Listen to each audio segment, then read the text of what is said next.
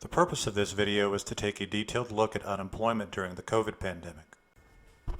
President Trump had responsibility for the nation's performance at that time, but I think most of the day-to-day policy decisions occurred at the state level.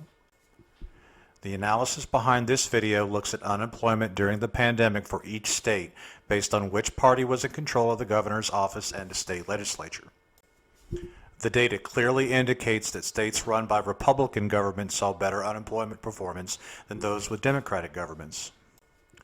On average, during the COVID pandemic, unemployment increased by 11.3% under Democratic-run states compared to 8.7% under Republican-run states.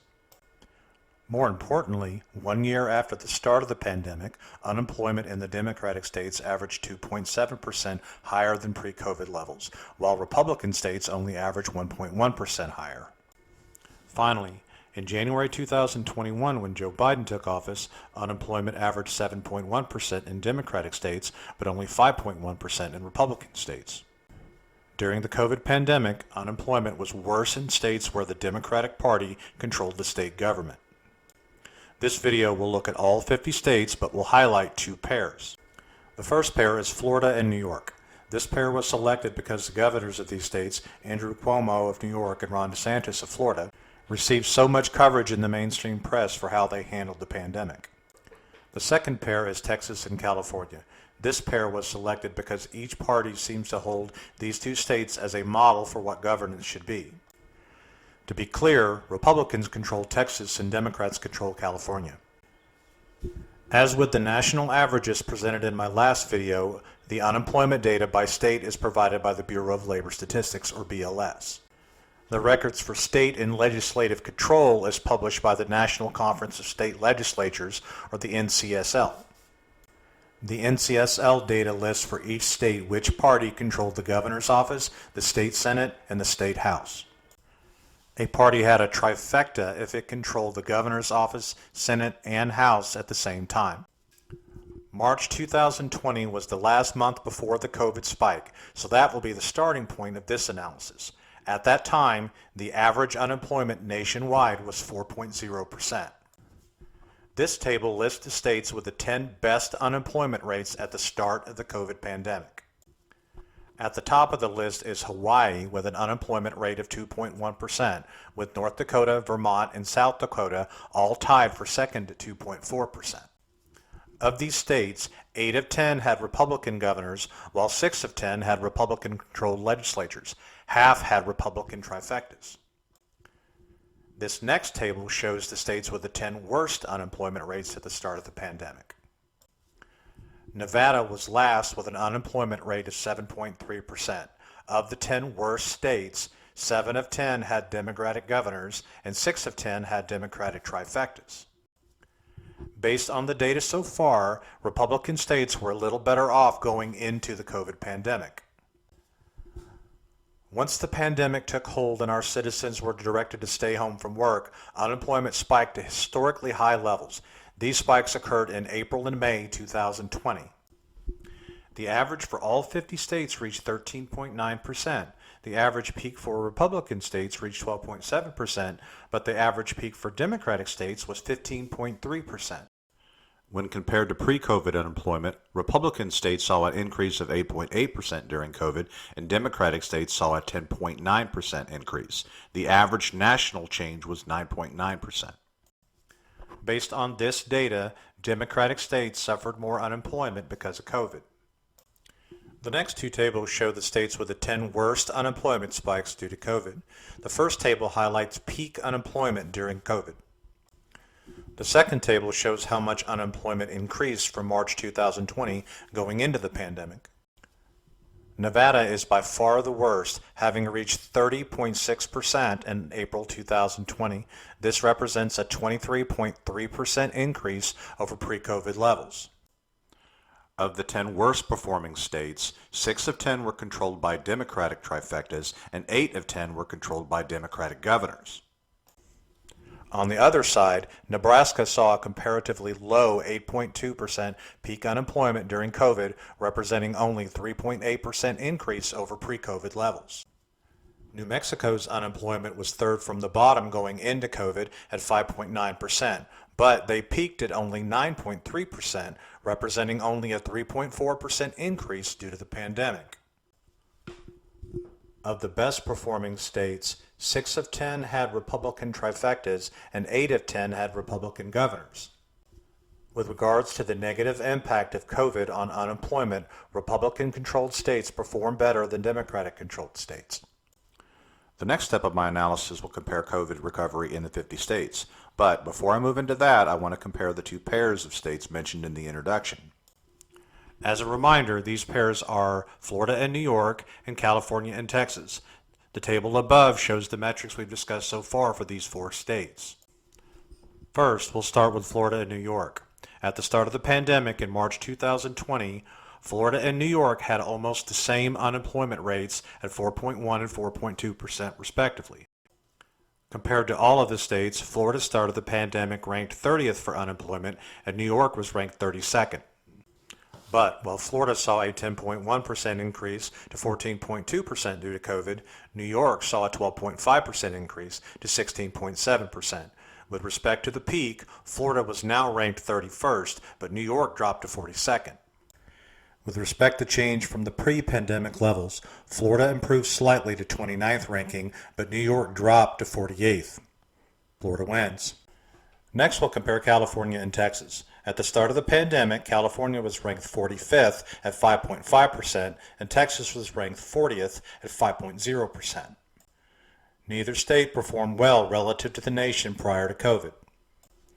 During the pandemic peak, California peaked at 16.1%, ranking them at 38th.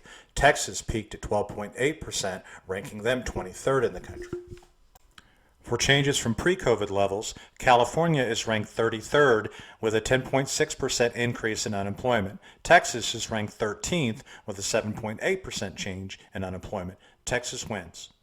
So, based on the data so far, including both high-profile pairings, the Republican Party outperformed the Democratic Party. Next, we'll look at the COVID recovery. Each state government responded differently to the pandemic. A true measure of the success of these responses is how quickly unemployment returned to pre-COVID levels. For this analysis, I look at unemployment in April 2021, which is 1 year after the COVID peak in April 2020. Nationally, unemployment averaged 5.4% 1 year after the COVID peak. The average rate in states controlled by Democratic trifectas was 6.7%, while the average in Republican trifectas was only 4.7%. Republicans win. After 1 year, unemployment in the Republican trifectas averaged only 0.8% greater than before the pandemic, while Democratic trifectas averaged 2.3% greater. Republicans win again. The Republican-controlled states saw much faster recovery than the Democratic-controlled states. This table shows which 10 states had the best unemployment rate in April 2021, 1 year after COVID. The Republicans dominate here. 6 of 10 were Republican-controlled trifectas, and there were no Democratic-controlled trifectas. The next table shows the 10 states with the worst unemployment in April 2021. This represents a terrible showing for the Democrats. 8 of 10 of these states were Democratic-controlled trifectas, and 9 of 10 were controlled by Democratic governors. The Republican outlier was Alaska, ranked 43rd, but the worst 7 states 1 year after the pandemic were all Democratic trifectas. Similarly, these next 2 tables show how much unemployment changed over 1 year. The purpose of this comparison is to normalize the starting point so we can isolate how much COVID influenced unemployment. Like raw unemployment, the Republicans have a significantly better showing in the top 10. Nevada was the Democratic outlier, with their unemployment only 0.3% over pre-COVID levels. After a year, 3 of these states, Nebraska, Arkansas, and Louisiana, saw unemployment rates that were even lower than pre-COVID levels. This table shows which 10 states, 1 year into the pandemic, still had unemployment rates that were significantly higher than the pre-COVID levels. These 10 states are almost entirely controlled by the Democratic Party. 7 of 10 were controlled by Democratic trifectas, and 8 of 10 were controlled by Democratic governors. Hawaii ranks last, with their unemployment rate 5.6% higher than pre-COVID levels. There are no Republican trifectas in these underperforming states. This data shows, on average, Republican-controlled states performed significantly better than Democratically controlled states. Let's look again at our pairs, starting with Florida and New York. Florida and New York were ranked very close together when the pandemic started, but while Florida's rankings at the peak changed very little, New York dropped from 32nd to 42nd. During the recovery period, Florida continued to improve, ranking 25th 1 year into COVID. Florida started the pandemic higher than the national average, but their unemployment rate 1 year into COVID was only 1.1% higher than when it started, ranking Florida 22nd. While Florida was improving, New York continued to decline relative to national rankings. 1 year into the pandemic, New York's unemployment was ranked 48th at 7.8%. Based on their starting point, they are ranked 49th for their 1 year recovery. A similar pattern emerges between California and Texas. Before COVID, these two states were ranked 45th and 40th, respectively. However, 1 year after the recovery, Texas's rankings improved slightly to 39th as their unemployment dropped to 6.2%. California was ranked dead last with an unemployment rate of 8.3%. Based on their starting points, Texas's recovery was ranked 21st as their unemployment rate was 1.2% higher than before COVID. California, however, was ranked 44th as their unemployment was still 2.8% higher than the start of the pandemic. Republicans win again. President Donald Trump had responsibility for our COVID response at the national level, and he received credit or blame for how the country was impacted. It was clear the Democrats saw Trump as a failure. In March 2024, Chris Hayes of MSNBC stated Trump catastrophically bungled the response to a once-in-a-century pandemic. In January 2022, the average unemployment between the 50 states was 5.8%, which is about 1.8% higher than when the pandemic started. However, while the average unemployment with states with Republican trifectas was 5.1%, the average with the Democratic-controlled trifectas was 7.1%. This table shows the 10 states with the lowest unemployment rates when President Biden took office. This table shows the 10 states with the worst unemployment when Biden took office. The difference between the parties is significant. Now we'll look at the 10 best and 10 worst states normalized to the start of COVID. This table shows the 10 states with the lowest unemployment rates when President Biden took office based on the change from the beginning of the pandemic. This table shows the 10 states with the worst unemployment when Biden took office based on the change from the beginning of the pandemic. These four tables paint a clear picture. Based on unemployment numbers, most Republican-controlled states had almost completely recovered from the pandemic when President Biden took office. However, Democratic-controlled states lagged significantly.